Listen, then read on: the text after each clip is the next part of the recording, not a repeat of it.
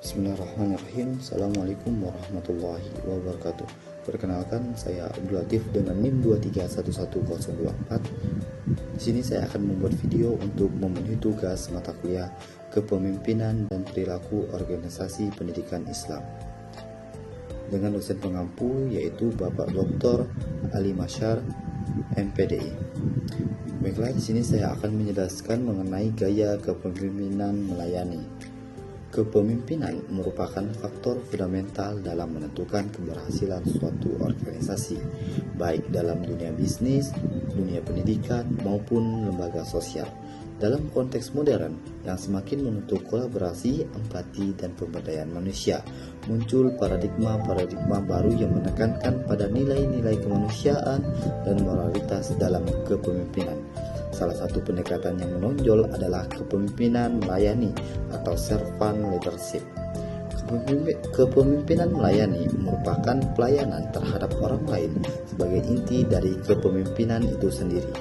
Pemimpin bukan hanya seorang pengendali, tetapi seorang pelayan yang tulus membantu orang lain untuk berkembang dan mencapai potensi terbaiknya.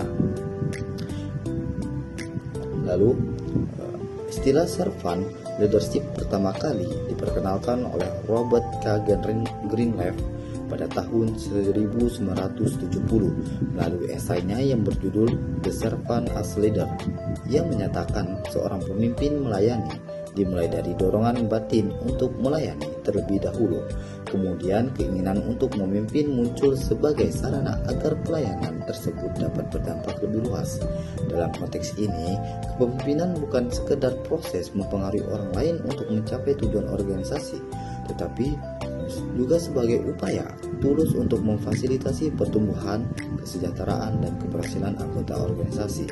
Pemimpin melayani memandang dirinya sebagai fasilitator, bukan sebagai seorang pengawas. Lalu, prinsip dan ciri-ciri kepemimpinan melayani. Menurut Greenleaf dan para pengembang teori setelahnya seperti Spears pada tahun 1945, kepemimpinan melayani memiliki sejumlah prinsip utama. Prinsip yang pertama yaitu listening atau pendengar yang baik. Pemimpin yang melayani berkomunikasi dengan mendengarkan terlebih dahulu, memiliki kemampuan mendengarkan kebutuhan dan aspirasi anggota dengan kesungguhan. Prinsip yang kedua yaitu empati.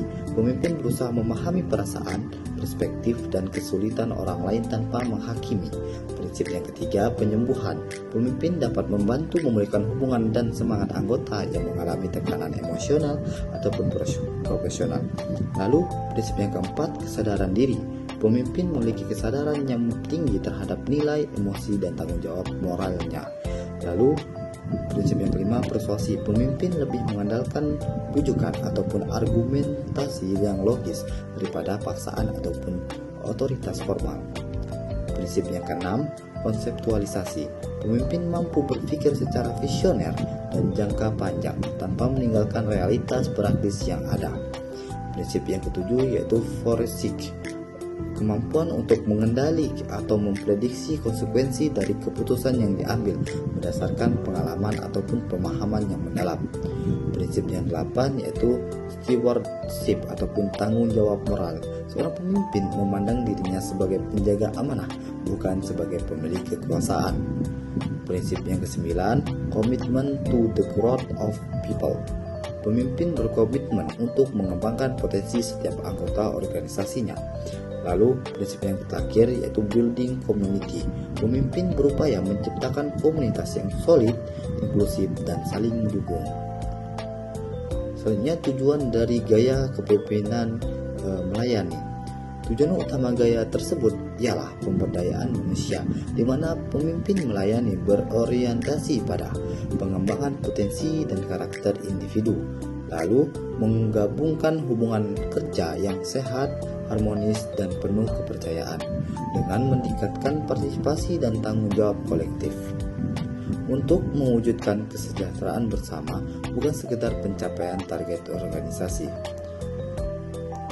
Dengan demikian, orientasi kepemimpinan melayani bukan pada kekuasaan atau power center, melainkan pada nilai-nilai kemanusiaan dan moralitas atau people center. Selanjutnya, kelebihan dan kekurangan pada gaya kepemimpinan melayani. Kelebihan yang pertama yaitu meningkatkan kepercayaan, loyalitas, dan kemampuan anggota.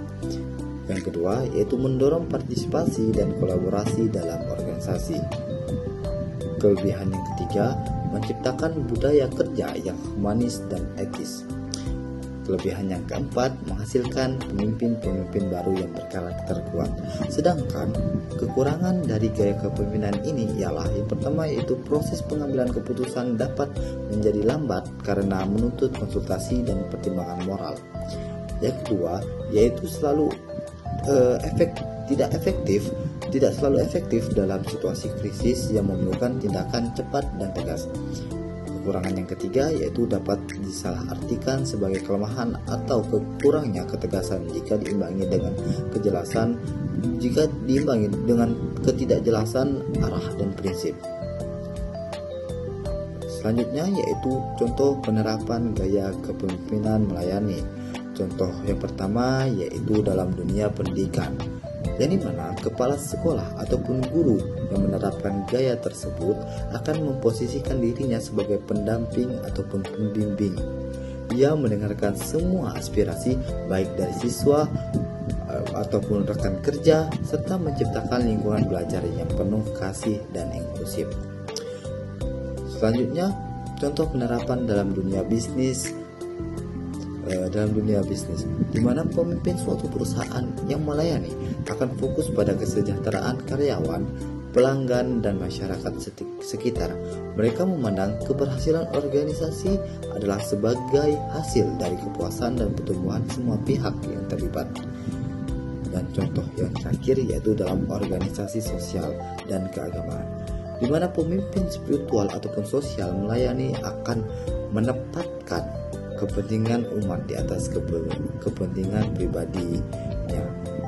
Baiklah, itu tadi yang dapat saya sampaikan mengenai gaya kepemimpinan melayani. Mohon maaf apabila ada salah kata ataupun kekurangan dalam penyampaian saya.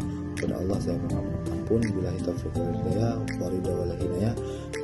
Wassalamualaikum warahmatullahi wabarakatuh.